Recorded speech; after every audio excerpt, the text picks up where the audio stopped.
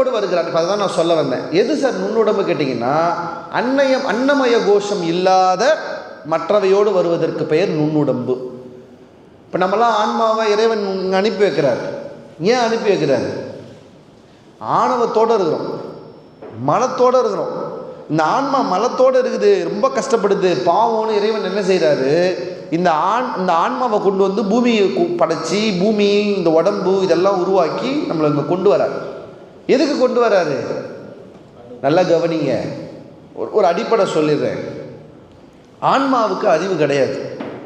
ஆன்மாவுக்கு அறிவு கிடையாது. அதனால தான் சைவ சித்தாந்தம் அதை என்ன சொல்லுது அப்படின்னா, அசித்துன்னு சொல்லுது. அறிவு கிடையாது. இறைவன் அறிவானவன், அதனால் அவனுக்கு என்ன பேர்? சித்துன்னு பேர். நமக்கு அசித்துன்னு பேர் இல்லை, நமக்கு சரியாக இன்னொரு பேர் இருக்கு. என்ன? சித்து அசித்துன்னு பேர் நம்ம ஆன்மாவுக்கு. ஏன்? அது உடம்பு இல்லைன்னா அறிவு இல்லாமல் இருக்கும், உடம்பு கிடச்சிருச்சுன்னா அறிவோடு இருக்கும். அதனால் நம்ம ஆன்மாவுக்கு சித்து அசித்துன்னு பேர். மலங்களுக்கு அசித்து, அதுங்களுக்கு எது? ஜடம். ஆணவம் கண்மம் மாயெல்லாம் ஜடம். நல்லா கவனிங்க. இறைவன் அந்த ஆன்மாவுக்கு ஒரு உடம்பு உருவாக்கி ஏன் கொடுக்குறாருன்னா, அந்த உடம்பின் மூலமாக அது தன் அறிவை பயன்படுத்தி இறைவனை போய் அடைய வேண்டும் என்பதற்காக அதை கொடுக்கிறார். ஆனால் நம்ம என்ன செய்கிறோம்? அந்த அறிவை வச்சு எதெல்லாம் தேவையில்லையோ அதெல்லாம் சந்தோஷமாக என்ஜாய் பண்ணுறோம். அப்படி தானே? என்னெல்லாம் நமக்கு சந்தோஷமோ அதெல்லாம் அனுபவிக்கணும்னு நினைக்கிறோம். ஒரு ஆன்மா இந்த உலகத்துக்குள்ளே வரும்போது நேராகவே தூல தேகத்துக்கு வராது. சைவ சித்தாந்தம் சொல்லுது, நுண்ணுடம்போடு வரும். நல்லா கவனிங்க. திருமூலர் முதலில் இறைவன் அனுப்பி வைக்கிறார், வேணுமனே போன்னு. அப்போ எப்படி வராராம் திருமூலர்? நுண்ணுடம்போடு வருகிறார். ஞாபகம் வச்சுக்கோங்க. எதோட வராரு? நுண்ணுடம்போடு வருகிறார். நுண்ணுடம்போடு வந்தவர் முதல்ல எங்கே போகிறாரு? தில்லை போகிறார். சிதம்பரத்துக்கு போய் அங்கே எத்தனை வருஷம் இருக்கிறாரு? கிட்டத்தட்ட 7 கோடி யுகங்கள் சிதம்பரத்திலேயே இருக்கிறார். நிறைய பேர் என்கிட்ட கேட்டாங்க, அது எப்படி ஒரு மனுஷனால் 7 கோடி வருஷம் உயிர் வாழ முடியும்? இந்த உடம்போடு எப்படி அவர் 7 வருஷம் கோடி இருப்பார்? 7 யுகம் எப்படி இருப்பார்? 9 கோடி யுகம் எப்படி இருப்பாருன்னா, அவர் இந்த உடம்போடு இல்லை, அவர் நுண்ணுடம்போடு வரார். முதல்ல அப்படி தான் வரணும். நம்மளுமே எப்படி வந்திருப்போம்? அத்த உடனே தூள தேகத்தில் வரமாட்டோம் பூமிக்குள்ளே. நம்ம ஆன்மா முதல்ல சூட்சும தேகமாக தான் பூமிக்குள்ளே வரும். வந்து சுற்றி இருந்துட்டு அதுக்கப்புறம் தான் அது தூள தேகத்தையே அடையும். திருமூலர் சுத்தலை. அவர் என்ன பண்ணார்? போய் சிதம்பரத்துக்கு போயிட்டார். அங்கே போய் ஒரு 9 கோடி யுகம் இருந்தாராம். இருந்து பார்த்து அந்த திருக்கூத்தே வேதத்தின் பொருள் என்பதை உணர்ந்து அதை நான் சொல்லணும்னு ஆசைப்படுறார். அடுத்து அங்கேருந்து புறப்படுறார். திருவாவடுதுறை வரார். திருவாவடுதுறையில் இருக்கக்கூடிய ஒரு அரச மரத்தின் கீழே உட்கார்ந்து கொண்டு அங்கே இருக்கிற அவனை வழிபடுகிறார். ரொம்ப அழகாக எழுதியிருப்பாங்க. சீருடையால் சிவன் ஆவதென் துறை, சீருடையால் பதம் சேர்ந்திருந்தேனேன்னு எழுதுகிறார். எத்தனை நாள் இருந்தாரா? 9 கோடி யுகங்கள் திருவாவடுதுறையிலேயே இருக்கிறார். கவனிங்க. அப்போனா என்ன அர்த்தம்னா, அவர் இன்னும் உடம்பு பெறலன்னு அர்த்தம். எதில் வந்திருக்கிறாரு? சூட்சும உடம்பாக தான் வந்திருக்கிறாருன்னு அர்த்தம். ஏன் சூட்சும உடம்பாக வந்து இவ்வளோ நாள் அங்கே தவம் செய்கிறாருன்னா, நல்லா கவனிச்சுக்கோங்க. தவம் செய்தவர்க்கே நல்ல தூள தேகம் கிடைக்கும். தவம் செய்தவர்க்கே நல்ல தூள தேகம் கிடைக்கும். தவம் செய்தவர்க்கே நல்ல பிறவி கிடைக்கும். இப்போ அவர் இன்னும் பிறவி எடுக்கல. திருமூலர் இன்னும் பிறவி எடுக்கல. நுண்தேகத்தோடு வந்துகிறாரு. வந்தவர் தவம் பண்ணுறாரு. திருமூலர் நமக்கு சொல்லிக் கொடுக்குறாரு, ஏன் உனக்கு நல்ல பிறவி வேணும்னா நீ தவம் பண்ணணும். இப்போ அவருக்கு ஒரு நல்ல பிறவி கிடைச்சது இல்லை. எதனால்? 9 கோடி யுகம் அங்கே தவம், 7 கோடி யுகம் இங்கே தவம். நம்ம பண்ணுவோமா? அவர் பண்ணுறார். திருவாவடுதுறையிலே தவம் செய்கிறார். தவம் செய்து முடித்த பிறகு அவருக்கு இப்போது தூளதேகத்துக்கான பர்மிஷன் கிராண்டட். அப்போ எழுதுகிறார். உங்களுக்கு தெரிஞ்ச பாட்டு இப்போ தான் வருது. என்னன்னு? பின்னை நின்று பிறவி பெறுவது முன்னை நன்றாக முயல் தவம் செய்கிறார். திரும்ப ஏன் தெரியுமா பிறவி, மோசமான பிறவி கிடைக்குது? நீ இதுக்கு முன்னாடி நல்ல தவம் செய்யலைன்னு அர்த்தம். இப்போ எனக்கு ஏன் பிறவி கிடைக்குது தெரியுமா? அவர் சொல்லணும்ல. இப்போ நான் தவம் செய்யலையா? இவ்வளோ தவம் செஞ்சனே, 7 கோடி யுகம் 9 கோடி யுகம் தவம் செஞ்சேன், இப்போ நான் ஏன் பிறக்கிறேன்? திருமூலர் சொல்றாரு, பின்னை நின்று பிறவி பெறுவது முன்னை நன்றாக முயல்தவம் செய்கிலர், என்னை நன்றாக இறைவன் படைத்தனன் தன்னை நன்றாக தமிழ் செய்யுமாறேன்னு சொல்றாரு. நான் திருமந்திரத்தை தமிழில் எழுதணுங்கிறதுக்காக நான் வரேன்டா. அப்போ அது என்னமா, நன்றாக இறைவன் செய்தனன் அப்படின்னா என்ன அர்த்தம்? நல்ல பிறவி கொடுத்துக்கிறாருன்னு அர்த்தம். நல்ல பிறவி ஏன் கொடுத்தாரு? முன்னை நன்றாக தவம் செஞ்சாரு, அதனால கிடைச்சு. ஒரு விஷயம் மனசில் எல்லாம் ஞாபகம் வச்சுக்கோங்க, ஐயா என் வாழ்க்கை நல்லா இல்லை, என் வாழ்க்கை சந்தோஷமா இல்லை, என் வாழ்க்கை அமைதியாக இல்லைன்னா நீங்கள் முற்பிறவியில் தவம் செய்யவில்லை என்று அர்த்தம். அப்போ என்ன சார் பண்ணுறது? அடுத்த பிறவி நல்லா இருக்கணும்னா சீக்கிரமாக இப்போ தவம் செய்ய ஆரம்பிங்கன்னு அர்த்தம். இப்போவே தவம் செய்ய ஆரம்பிக்கணும்னு அர்த்தம். திருமூலர் சொல்லித்தரார். இப்போ அவருக்கு பர்மிஷன் கிராண்டட். இப்போ அவர் எப்படி வராராம் பாருங்க. ஒரு பாட்டு சொல்கிறார், ரொம்ப ஆய்வு செய்ய வேண்டிய ஒரு பாட்டு. அவருடைய நுண்ணுடல் இப்போ ஒரு தூள உடம்புக்குள்ளே வரணும். அது எப்படி வந்துதான், இந்த ஹாலிவுட் படத்தெல்லாம் ஒரு லூப் சொல்லுவாங்க, அந்த லூப்புக்குள்ளே போனால் இது வழியாக வேறு உலகத்துக்குள்ளே வரா மாதிரி திருமூலர் ஒரு வார்த்தை போடுறார், ஒல்கின்ற வான்வழி ஊடு வந்தேனேங்கிறார். அவருடைய சூட்சும தேகத்தை தூக்கிட்டு வான்வெளியில் வந்த ஒரு சின்ன கீரலுக்குள்ளே நுழைஞ்சி தூள தேகத்தை எடுத்தார். இதுக்கு பொருள் நான் சொல்ல முடியாது, இதுக்கான பொருள் இதுக்கான விளக்கம்லாம் நம்ம சொல்ல முடியாது. ஒரு சூட்சும தேகம் எப்படி தூள தேகத்தை அடையுங்கிற அந்த இடத்த திருமூலர் மட்டும்தான் தொட்டு சொல்கிறார், யாரும் சொல்லலை. ஒல்கின்ற வான்வழி ஊடு வந்தேனே, வான்வழியாக ஊடு நுழைஞ்சி இப்போ நான் இந்த தேகத்தை பெற்றேன் அப்படின்னு சொல்கிறார். நல்லா கவனிங்க, இந்த தேகத்தை பெற்றவர் என்ன சொல்லுகிறார்? ஒத்த உடலையும் உள் நின்ற உற்பத்தியும் அத்தன் எனக்கு இங்கு தந்தான். இப்போ தான் அவர் என்ன வாங்குறாரு? உடம்பையே வாங்குறாரு. அப்படி உடம்பை வாங்கி கைலாயத்திலே இருந்து அவர் தமிழ்நாட்டுக்கு வருகிற போது, ஏன்னா ஏன் தமிழ்நாட்டுக்கு வந்தார்னா, அவர் நுண்ணுடம்பாக இருந்தப்போ எங்கே இருந்தார்? தமிழ்நாட்டில் தான் இருந்தார். அவர் நுண்ணுடம்பாக இருந்தப்பவே தில்லையில் இருந்தார், நுண்ணுடம்பாக இருந்தப்பவே திருவாவடுதுறையில் தான் இருந்தார்.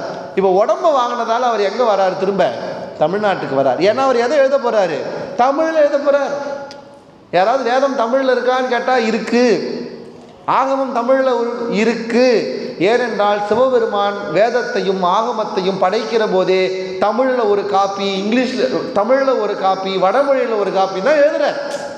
யாரும் இங்கே கேட்கக்கூடாது தமிழில் வேதம் இருக்குமா, தமிழில் ஆகமம் இருக்குமா? அவர் எழுதும் போதே ஒரு காப்பி தமிழில் எழுதுகிறாரு, ஒரு காப்பி சமஸ்கிருத வடமொழியில் தான் எழுதுகிறார்.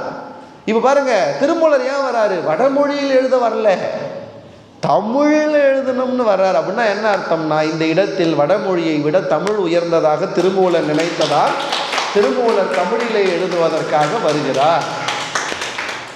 அப்படி வந்து அவர் எழுதிய இந்த பாடல்கள் தான் நாம் படிக்கிற இந்த திருமந்திரம். இந்த திருமந்திரத்து மேலே நீங்கள் கை வைக்கும் போது உங்களுக்கு வர வேண்டிய முதல் விஷயம், இப்போ ஒருத்தர் இதை எழுதுறாருன்னா அது நான் ஏன் எழுதுறேன்னு சொல்லணும். அதுதான் நூல் பயன். என்னதுங்க? நூல் பயன். ஞானசம்பந்தர் ஒரு பதிகம் ஆடினார்னா சொல்லுவார், இந்த பதிகத்தை யார் ஒருவர் பாடினார்களோ அவர்களை கோள்கள் ஒன்றும் செய்யாது, இந்த பதிகத்தை யார் ஒருவர் பாடுகிறார்களோ அவர்களுக்கு நோயில இருந்து குணமடையும்னு எழுதுவார். அதுக்கு பேர் நூல் பயன்னு பேர். இப்போது திருமந்திரத்தினுடைய நூல் பயன் என்ன அப்படின்னா, இந்த பாட்டை எல்லாரும் குறித்து வச்சு படிங்க. என்ன பாட்டு சொல்கிற பாருங்க. ஞேயத்தை ஞானத்தை ஞாது உருவத்தினை மாயத்தை மாமாயை தன்னில் வரும்பறை ஆயத்தை அச்சிவன் தன்னை அசோகர வீயத்தை முற்றும் விலக்கி இட்டேனேன்னு எழுதுகிறேன். நான் ரொம்ப முழுசாக எழுதியிருக்கிறேன்பா. எதைப்பா எழுதியிருக்கிறேன்? நேயத்தை அப்படின்னா என்ன? நேயத்தைனா அறிய வேண்டிய பொருளை. இது ஒன்று இருக்குது, இது அறிய வேண்டிய பொருள். இது என்னதுங்கிறதையும் அறிய வேண்டிய பொருளை, ஞானத்தை அறியும் அறிவை. இப்போ அறியும் அறிவு இல்லைன்னா இந்த பொருளை அறிய முடியுமா? என்னங்க, இப்போ எனக்கு நான் ஒரு பைத்தியம்னு வச்சுக்கோங்க, இப்போ நான் இது என்னதுன்னு கேட்டால் சொல்லுவேனா? சொல்ல மாட்டேன். எனக்கு அறிவு இல்லைன்னு வச்சுக்கோங்க, இதை நான் சொல்ல முடியுமா? அறியும் அறிவை அறியப்படும் பொருளை, இப்போ இந்த அறியப்படும் பொருள் இல்லைன்னா அறிவிருந்து பிரயோஜனம் இல்லை. அறியப்படும் பொருளை, அறியும் அறிவை, அறியும் ஆன்மாவை. யார்? இப்போ நான் யாரு, என் அறிவு என்ன, அதை வச்சு நான் அறிய போகிற பொருள் என்ன என்கிற மூன்றையும் உங்களுக்கு சொன்ன நூல் தான் திருமந்திரம் என்று திருமூலர் சொல்றார். இவ்வளோ ஆழமான ஒரு கருத்து பாருங்க. நான் யார், நான் அறிய வேண்டிய பொருள் என்ன, அதை அறியும் அறிவு என்ன என்கிறவற்றை நான் உங்களுக்கு முழுதாக சொல்லுகிறேன் என்று அதற்கு பின்னால் தான் திருமூலர் எழுதுகிறார். மூலன் உரை செய்த 3000 தமிழ் ஞானம் அறியவே நந்தி அருளதுன்னு அப்புறம் தான் எழுதுறார். அப்போது திருமந்திரத்தை நம்ம பின்னாடி படிக்கிறதுக்கு முன்னாடி நம்ம ஞாபகம் வச்சுக்க வேண்டியது யார் திருமூலர் அப்படின்னு பார்க்கணும். யார் திருமூலர்னா வேதத்தையும் ஆகமத்தையும் இருமொழியில் இறைவன் தந்தாலும் அதை தமிழ் மொழியில் திரும்பவும் தருவதற்காக இந்த மண்ணிற்கு வந்தவர் தான் திருமூல நாயனார்.